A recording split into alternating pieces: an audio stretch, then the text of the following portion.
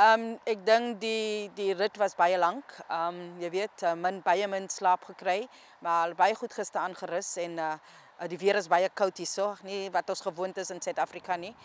Ons werk op 'n paar dinge, bout aan ons attack en ons defense met die set pieces ook en dis 'n proses en ons hoop dat dit sal uitwys in die wedstryd, jy weet, waar nie alles gebeur sommer onmiddellik nie en ek dink die technical team het baie goed gedoen om seker te maak dat die players ook die spelers verstaan, 'n bietjie van die analysis van Morocco, maar ook dat ons daai in ons training kan sit.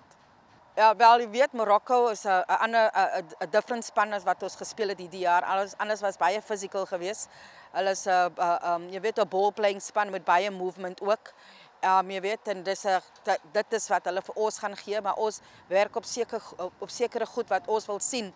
Jy weet, om vorentoe te gaan en ons hoop dat jy daai proses kan sien in die wedstryd.